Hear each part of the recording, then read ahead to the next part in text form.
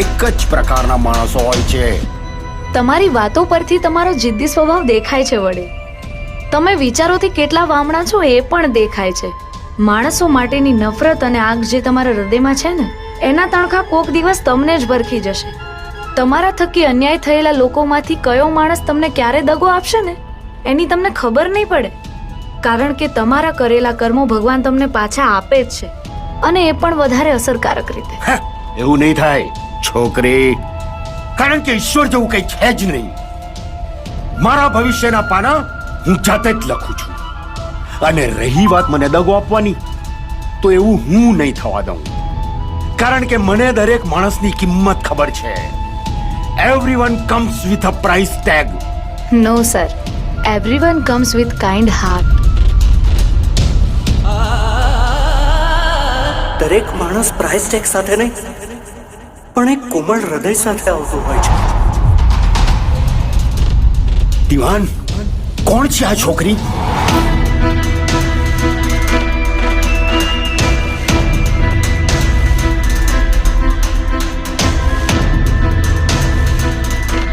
રાવ સાહેબ, અરવિંદભાઈની દીકરી કિંજલ.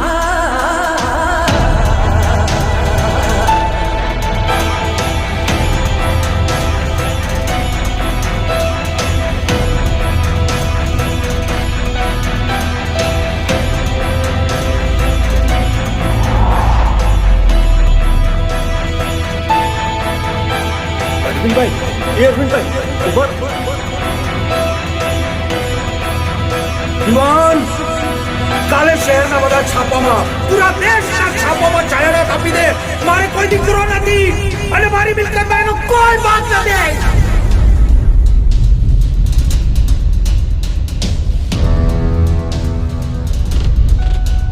તો પછી આટલા વર્ષે આ અહીંયા શું કામ આવી છે?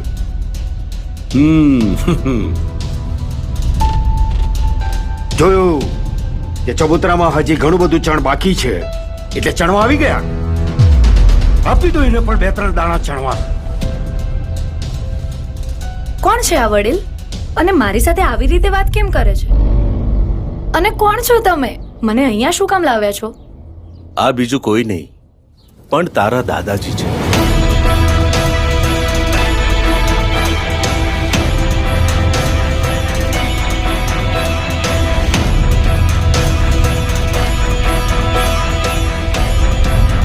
ટેક્સટાઇલ મિલ્સ, 25 એન્જિનિયરિંગ કંપનીઝ, 40 હોટલ્સનો ચેરમેન, અને તારી સામે દેખાતા વિશાળ રાવ વર્લ્ડનો એકમાત્ર માલિક રાવ સાહેબ ધીરુભાઈ જમનાદાસ દવે, જેને કોઈ સગુવાલું નથી. હું કોઈનો દાદા પણ નથી ને મને કોઈ જ સગાઓની જરૂર નથી. એટલે એક કામ કર છોકરી, ગેટ આઉટ ફ્રોમ હિયર. તમારી ભૂલ થઈ લાગે છે દિવાન સાહેબ. પણ કોઈ વડીલ જે લોકોને ફક્ત પૈસાના ત્રાજવે તોલતા હોય, એમની પૌત્રી હું ન હોઈ શકું. અને માફ કરજો વડીલ, પણ અહીંયા હું જાતે નથી આવી. મને આ દિવાન સાહેબ લઈને આવ્યા છે. દિવાન?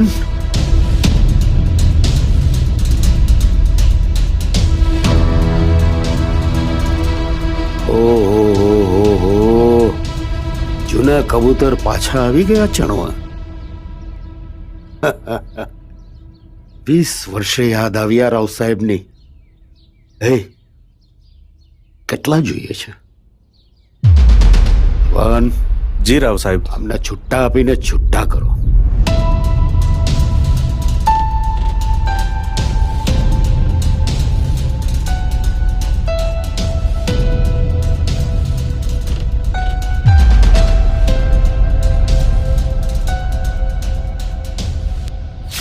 દિવાન, જૂના ઘા ખોતરીને શું કરવા માંગે છે? આ છોકરીને અહીંયા લાવવાનો શો અર્થ? રાવ સાહેબ, હું જૂના ઘા ખોતરવા નથી માંગતો, પણ હું તમને તમારા લોહી સાથે મળાવવા માંગુ છું. હા બેટા, તો એમનું જ લોહી છે. અને આ વાત તારાથી એટલા માટે છુપાવી રાખી હતી કે અરવિંદભાઈ ને જયશ્રી નહોતા ઈચ્છતા કે તને ખબર પડે કે કમનસીબે આવો નિષ્ઠુર માણસ તારો દાદો છે. બેનબા, સાહેબ ખરાબ માણસ નથી. અરે હું એમને વર્ષોથી ઓળખું છું. બસ એમને તો કોઈ એમના પોતાના માણસની જરૂર છે. પણ મને કોઈની જરૂર નથી. કાઢો એ લોકોને બહાર અહીંયાથી. પણ સાહેબ, કિંજલને તો એના દાદા સાથે રહેવાનો અને એમને મળવાનો હક છે. કયા હકની વાત કરો છો તમે? એક તો વર્ષો પહેલા પોતાના દીકરાને ઘરની બહાર કાઢીને એમણે છીનવી લીધો હતો. પણ શું ભૂતકાળની ભૂલોને ભૂલી ન શકાય? રાવ સાહેબને તું એની ભૂલ બતાડી રહ્યો છે અને ઉપરથી સલાહ પણ આપી રહ્યો છે કે એણે શું કરવું જોઈએ. ના સાહેબ, હું તો ફક્ત મારી ફરજ બજાવી રહ્યો છું. મને મારી ફરજો ખબર છે, પણ આ વિચિત્ર માણસ આગળ હું મારી દીકરીને નહીં રાખી શકું. અરે એમને કઈ નહીં થાય. આ એમનું જ ઘર છે. અરે અરવિંદભાઈનું ઘર છે.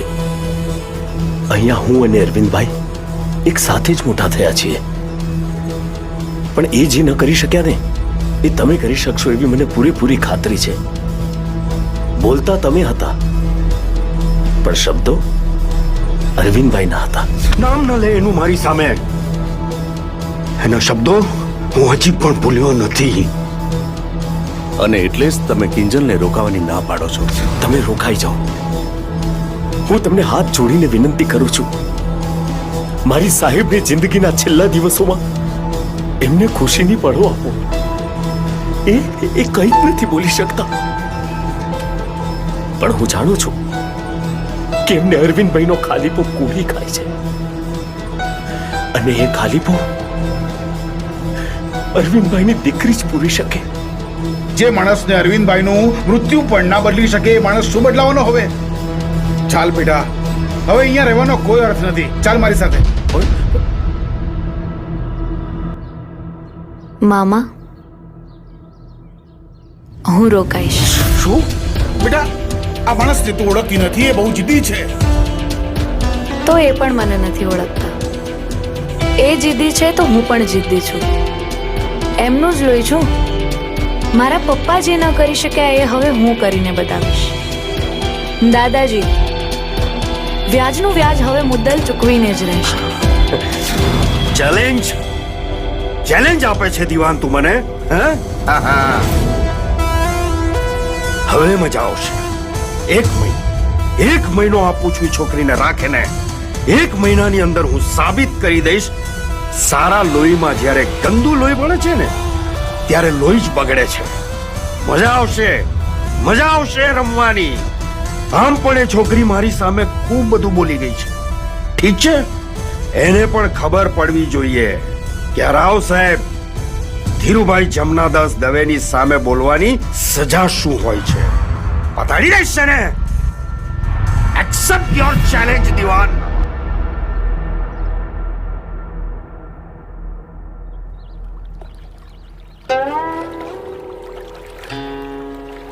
મોમ, આ કિંજલ ઘરમાં આવી ગઈ તો આપણે જઈએ. ચાલો ચાલવાળી બેસ ને છાણો મનો. એક તો મારું આ ધણી એની બૈરી ગઈ ઉપર અને એના આ છોકરાને મારે માથે મારતી ગઈ, અકાલી લેતી ગઈ.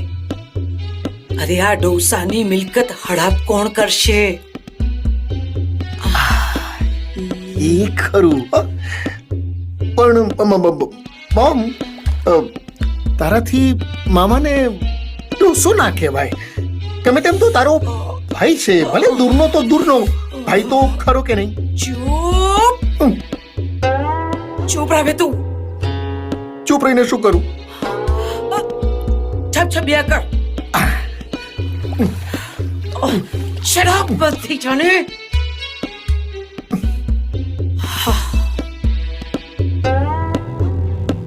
ખાલી એની ઉપર નજર રાખ. જો એ શું કરે છે. કાન અને આંખ ખુલ્લા રાખ બસ. એટલે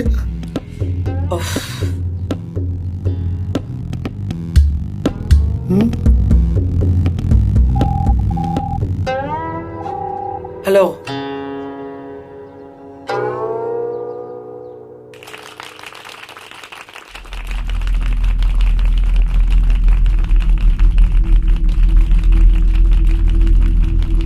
આવી ગયા બધા. Very good. દર વખતની જેમ બધા પ્રાણીઓ આખા વર્ષનો ખેલ પતાવીને રિંગ માસ્ટરને રિપોર્ટ આપો. એન્યુઅલ રિપોર્ટ, એમ? એ કાલથી દાઢી કરીને આવજે, સમજો? જી સાહેબ. રાવ સાહેબ ધીરુભાઈ જમનાદાસ દવે ગ્રુપ્સ ઓફ કંપનીઝના એમ્પ્લોઈઝ પોતપોતાની પીપુડી વગાડવા આવી ગયા. પણ પીપુડી વગાડતા પહેલા ધ્યાન રાખજો કે મને પીપુડીમાં રસ નથી, મને માત્ર મારી કંપનીઝના ગ્રોથમાં ઇન્ટરેસ્ટ છે, અને એ થઈ રહ્યો છે. એટલે હું તમને આ પાર્ટી આપી રહ્યો છું. તો ઠીક છે, બાકી તમે મારા કોઈ કાકીના કિકલા નથી કે મને તમારામાં રસ હોય. આપ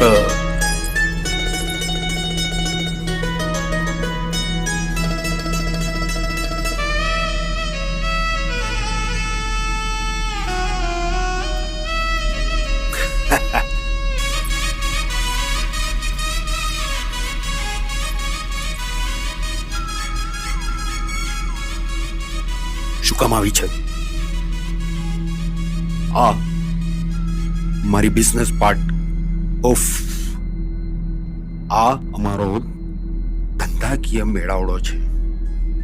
મોટા મોટા માણસો છે અહીંયા. આમાંથી કોઈ મને પૂછે કે કોણ છે તું, જવાબ શું આપીશ? જરૂર જ નથી. દિવાન સાહેબે મારી બધા સાથે ઓળખાણ કરાવી દીધી છે, અને એ પણ તમારી પૌત્રી તરીકે. તું કરવા શું માંગે છે? બસ તમારા વખાણ, અને એ પણ ગીત ગાઈને. એ કોયલ બેઠી છે આંબાની ડાળે, કરતી કેવો કલશો.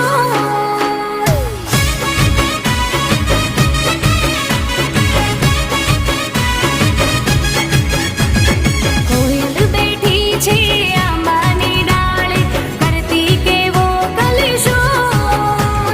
મારા દાદાની રૂડી રેડેલીએ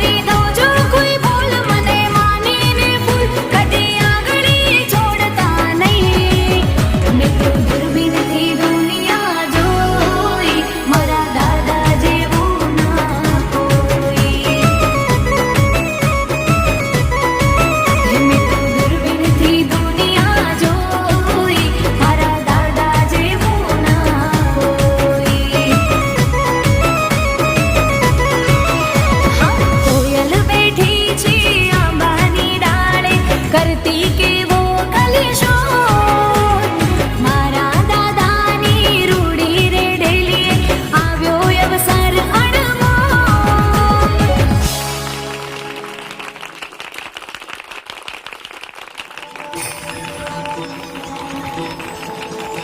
દિવાન, આજની પાર્ટીના સિંગર્સને આપવાના રૂપિયા આ છોકરીને આપી દેજે. કારણ કે રાવ સાહેબ કોઈનું ઉધાર રાખતા નથી.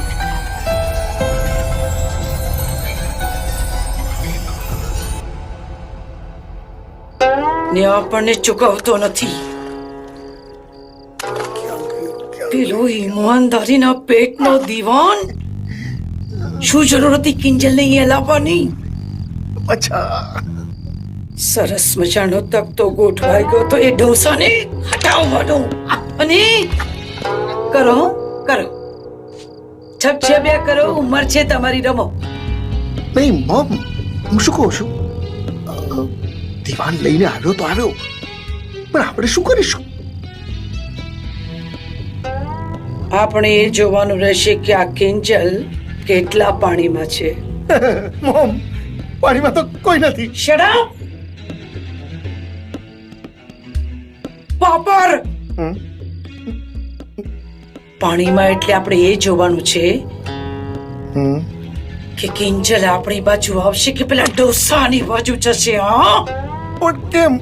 કેમ કેમ કેમ કેમ તારે આ બધી જાયદાદના વારિસ નથી બનવું? હા, બનવું છે ને. બસ તો પછી આજથી મિશન કિંજલ પર નજર શરૂ.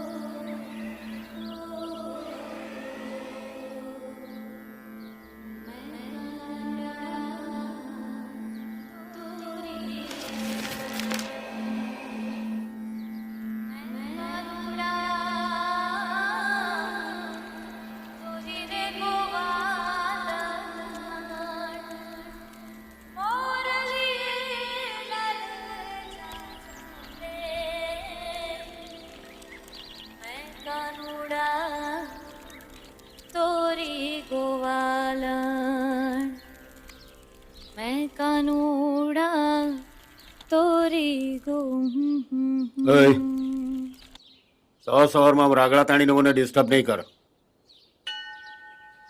મારે ત્યાં બધું આવું રાગડા તાણવાનું અલાઉડ નથી. પહેલી વાત, મેં તમને ડિસ્ટર્બ કર્યા નથી, તમે જાતે થયા છો. બીજી વાત, આ મંદિર તમારા ઘરમાં નથી, ઘરની બહાર છે. અને ત્રીજી વાત, મારી ટેવ છે સવારે વહેલા ઉઠીને ભગવાનની પૂજા કરવી અને પ્રભાતિયા ગાવા. મેં તમને ક્યાં કહ્યું કે તમે પૂજા કરો? હું તો કરીશ. ખૂબ બધું જોઈએ છે તને એવું લાગે છે. બોલી નાખને એકવાર કેટલા પૈસા જોઈએ છે એટલે પતે આપું એટલે. દાદાજી, તમારી આ પૌત્રી પૈસાથી ખરીદાય એવી નથી.